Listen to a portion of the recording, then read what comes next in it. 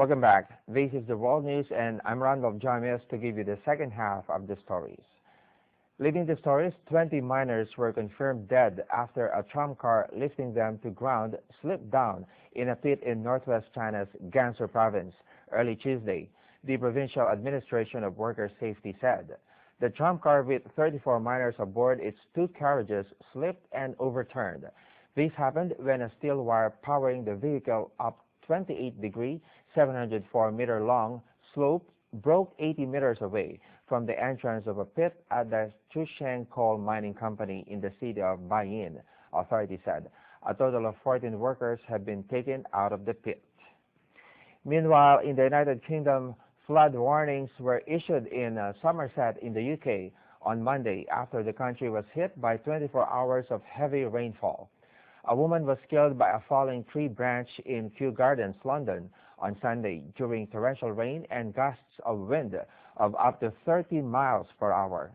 The Royal Botanical Garden in Kew confirmed the fatality in a statement. Stormy weather has continued to lash parts of Britain on Monday evening. Now, many scientists around the world are taking interest in the significance of the Ice Age.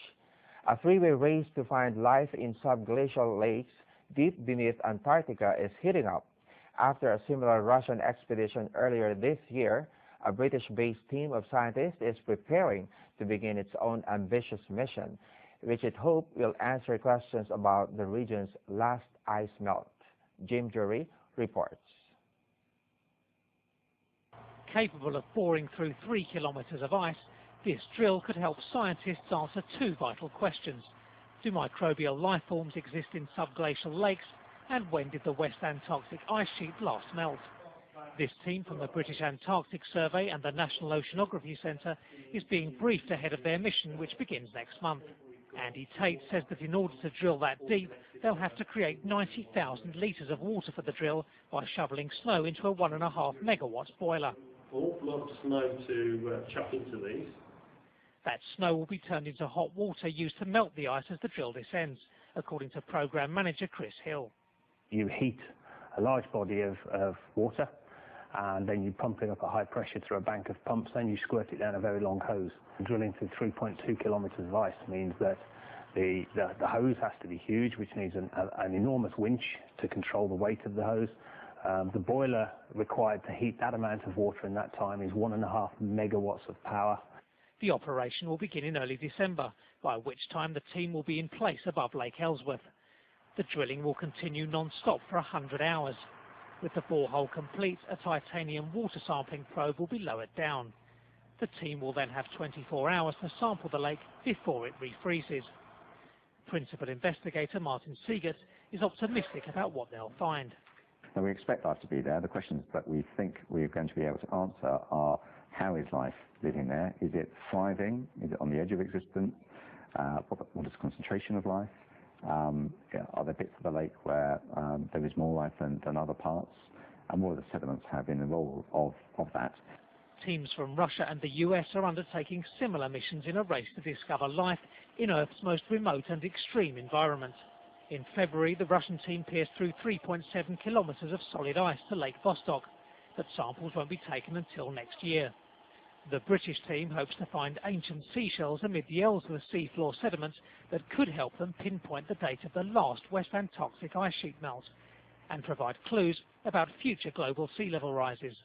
To really understand that risk, we have to work out when the last time the West Antarctic ice sheet disappeared.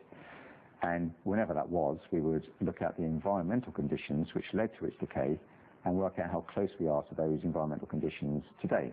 And in so doing, we can work out the risk of change ahead of us.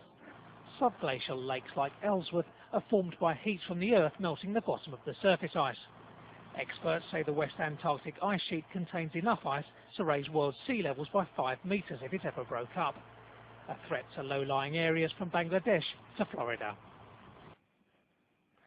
In science and technology, Google Incorporated started selling its Nexus 7 tablets computer in Japan on Tuesday, aiming to take on Sony in one of the most lucrative markets in the world. By having a greater role in the tablet arena, Google hopes to ensure that its online services remain at the forefront for consumers as tablets increasingly become gateway to the web-based content, such as movies and music. Sony Corporation's tablets also run on Google, the world's #1 search engine Android operating system. The tablet, which runs Android 4.1 or Jelly Bean operating system, weighs only 340 grams.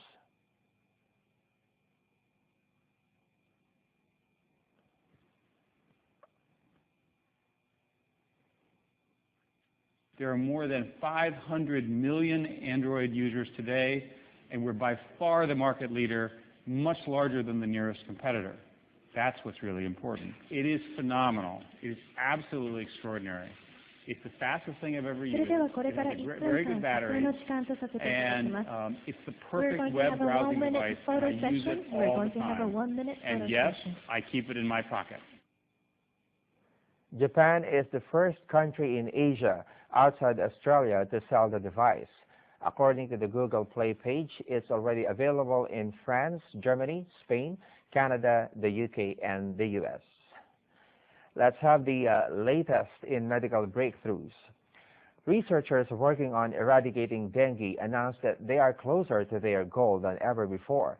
The announcement was made on Monday at the Fiocruz Institute in Brazil, where a team from Australia's University of Monash and their Brazilian counterparts are working together to combat the disease. The new method consists of infecting male mosquitoes with a bacteria called Wolbachia pipientis, which will then be transmitted to their female counterparts when they mate. The method is being lauded by scientists familiar with the research and the methods for being 100% self-sufficient and low risk. Dengue currently affects 2.5 billion people in 100 countries, mainly in South America, Africa, and Southeast Asia. Brazil's health ministry managed to reduce dengue cases in the country by 58% so far in 2012. Between January and April this year, 286,000 cases have been registered.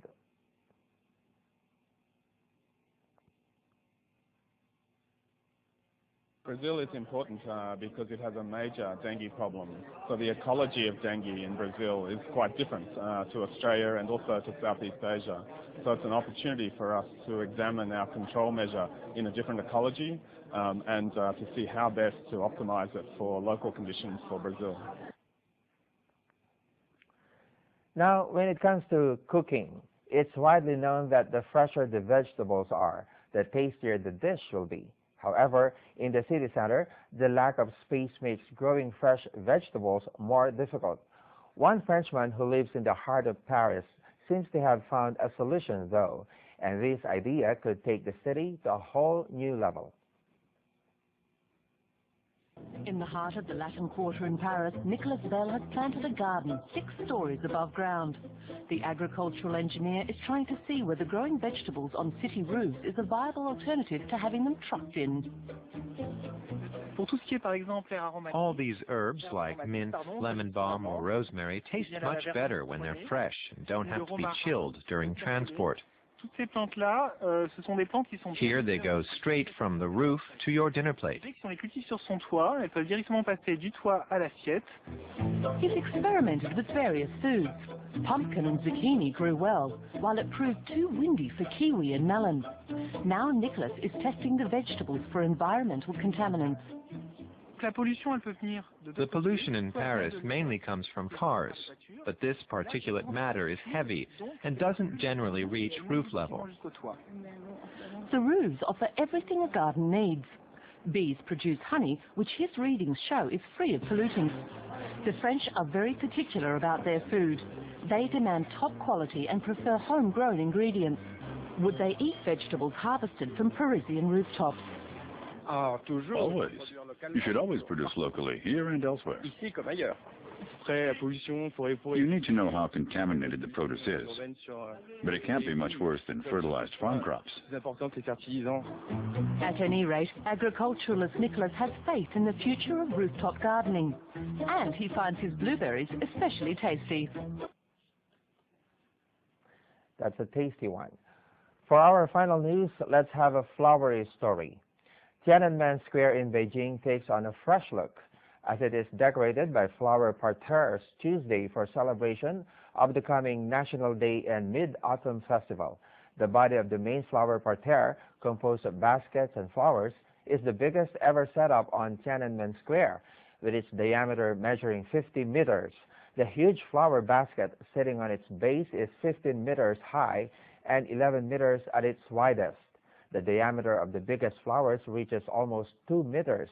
The main flower parterre is composed of a mixture of artificial flowers and real ones, totaling 1,018 species including peony, rose, and chrysanthemum.